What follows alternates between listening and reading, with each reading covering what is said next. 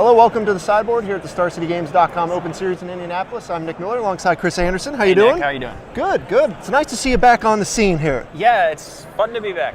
It's been a while. Like, I've been playing Hearthstone a little bit, but you just sit at your home on your computer, and it's miserable. You know, I don't want to be a homebody. I need to get out. Got to get out and battle. Got to battle. Yeah. Well, you've got a nice one today. This is like a Esper Thopter Foundry control deck here that you and Jerry Thompson have been working on. Yeah, for the most part. Jerry's done a lot of the work. I throw in some ideas every now and then. I have a good one. All right. But for the most part, like it's definitely a step away from what I'm usually playing. Right. You know, it's like Elves, Enchantress, lands. Not Brainstorm. I'm actually playing Brainstorm today, but at least I'm playing a cool deck while I'm doing it. So you basically just have a control deck here. This deck is just straight up control. I mean, control's a little rare in Legacy. Usually the control decks have like they want to answer the game, finish the games pretty quickly. You know, like Stoneforge Mystics, True Name Nemesis, whatever. Think of miracles and stuff, but this is more. This is just control. This is more like miracles in that it's control. The games go long. You want to grind them out. All right. Well, you're going to grind. You've got a bunch of hard counters. You got Force of Will, Spell Snare, Counter Spell. Yep. Of course, you got Snapcaster to get uses out of that again. You got your efficient removal of Swords to Plowshares. Right. Also, Baleful Strix is a removal spell too, for the most part. The original version of this deck was blue, white, red. We ended up cutting the lightning bolts for Baleful Strixes. That would let us have access to discard spells too.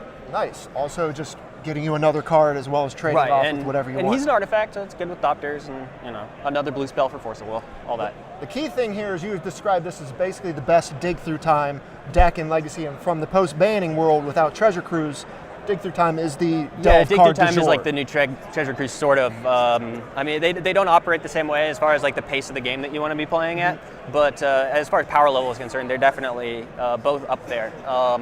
And I don't know if necessarily this particular deck is the best Dig Through Time deck, but I do believe that I have the best Dig Through Time engine, which is no ponders. Instead, we're thought scouring and mental noting to just fill the graveyard up with cards.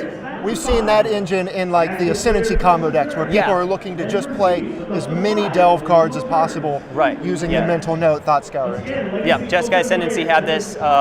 Also, you got the Snapcaster Mages. Snapcaster Mage can flashback Dig Through Time, and then you get to pay the delve cost with that. So that's 4 mana to Dig Through Time back again. So Snapcaster Mage is super powerful in this deck.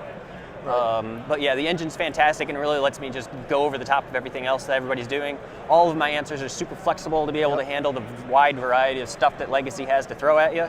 And the win condition is Thopter Sword, but it's almost incidental. It doesn't really matter what your win condition is. It's just, it's good if you rush it out quick. Sometimes it could just close games against a lot of decks that aren't like trying to combo you or anything like that. But it'll get them eventually. Got to end the game somehow. You know? You got all the sweet card drawing, removal, counter spells. You got to have a way to end the game. You got the Creeping Tar Pit in there as well as another way to just sometimes win the game. Yeah, exactly. If they like find a way to kill your Thopters and stuff, I don't know, you still got some. You got them in the chokehold. You know, just 3-'em. Maybe a bash with the Snapcaster Mage while you're at it too. Of course, you got the Thoughtseize, like you mentioned, the discard that comes along with the Strix. Thoughtseize is great against every combo deck. I mean, everybody knows Thoughtseize is good. Now the interesting thing here is you got Sensei's Divining Top main deck, but you also have a suite of it in the board.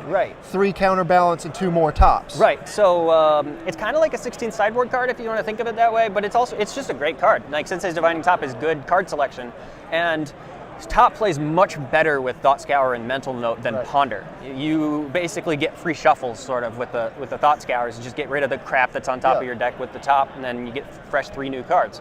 So having one in the main is just good by itself. You don't need Counterbalance Lock to do it. That being said, against some decks, you really want to be able to just lock them out of their 1s and 2s, and this deck is full of 1s and 2s. So when you've got those matchups, you just bring the counterbalances in, and you've already got one of your tops in already, so that's one less card you have to sideboard out. Yeah, we've seen that kind of top interaction with like the painter decks that would run, the grindstone themselves to clear the top. This is your own sort of engine working the same way. You also got Enlightened Tutor, get you all of your pieces, basically. Enlightened Tutor doesn't actually find the combo that often. You can, I suppose, if you're just winning the game, but you're probably going to win the game anyway if you're going to look for that.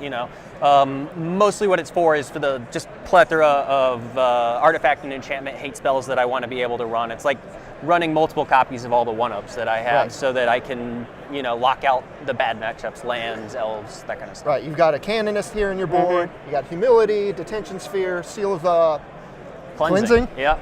Almost forgot that one. And Sabo's Web, and as well as you got some little graveyard hate here. Yeah, Spellbomb just as a little well. bit Nihil Spellbomb and a Surgical Extraction. I think the Surgical's a little better, but being able to tutor for a graveyard hate spell is pretty useful. So I have 1 and 1. Of course, you've got the Academy Ruins in here in your land package as well, so you can recycle some of the stuff. And Academy Ruins, you could get it with Dig Through Time too. Another one of the great things about Dig Through Time is that it makes all the 1-ofs in your deck a lot better because you're seeing 7 cards. If you need a specific card, you've got a lot more shots to get to it. So for example, Academy Ruins, I only need to play 1 because I could dig for it if I really, really need it for whatever reason. Like I ran out of Thopters or something like that. It's nice to see just a pure control deck kind of coming back to the forefront here. Yeah, it's been really fun to play. It's definitely something different, and it's very powerful. I'm having a lot of fun. So you're 4-1 so far through 5 rounds. I just took my first loss. Got spell pierced. It was awkward. And like, what are you trying to dodge with this deck?